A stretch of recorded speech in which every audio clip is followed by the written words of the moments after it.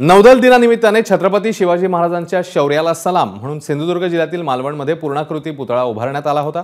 हा पुतळा दुर्दैवाने कोसळलाय। यामागचं कारण अजून कळू शकलं नाहीये। ओएसिस फर्टिलिटीच्या तज्ञांनी IVF उपचार पद्धतीद्वारे 1 लाखांहून अधिक जोडप्यांना मातृत्व प्राप्तीचा आनंद दिला आहे। मोफत अपॉइंटमेंट बुक करण्यासाठी आजच संपर्क साधा। 4 डिसेंबर 2023 ला मालवणच्या राजकोट किल्ल्यावर या पुतळ्याचं अनावरण पंतप्रधान मोदींच्या हस्ते पार पडलेलं होतं आणि हा पुतळा आता कोसळलेला आहे। या संदर्भातलं कारण अजूनही अस्पष्ट आहे। मात्र ही बातमी कळल्यावर मंत्री महोदय तातडीने तिकडे रवाना झाले। 4 डिसेंबर 2023 ला जेव्हा पुतळ्याचं अनावरण झालेलं त्यावेळची दृश्य आणि आता 26 ऑगस्ट 2024 जेव्हा हा पुतळा कोसळलेला आहे त्यावेळची ही दृश्य समोर आली।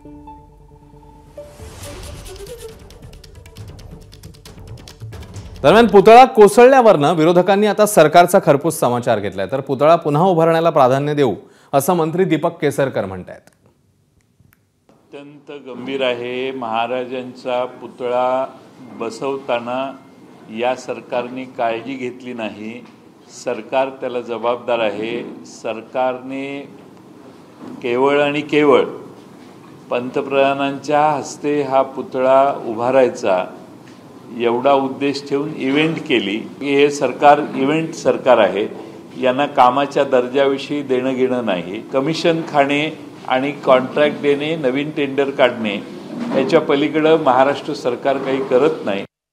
परंतु त्यावेळीच्या निकृष्ट बांधकामामुळे आता खरं तर सरकार आपली भूमिका आपले हे दुसऱ्यावर ढकलतील।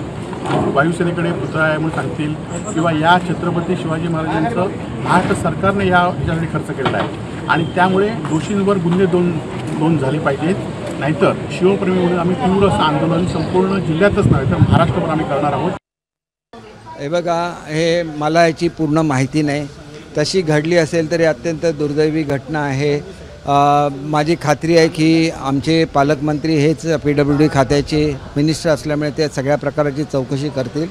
पण चौकशी करण्यापेक्षा सुद्धा पुतळा त्वरित उभं करणं हे पहिलं कर्तव्य राहील। कारण आदरणीय पंतप्रधान महोदयांच्या हस्ते त्याचं उद्घाटन झालेलं होतं आणि छत्रपतींनी बांधलेल्या पहिल्या समुद्री किल्ल्याच्या स्मरणार्थ हा पुतळा उभारण्यात आलेला आहे आणि त्याच्यामुळे एक भावनिक महत्त्व ह्याला आहे।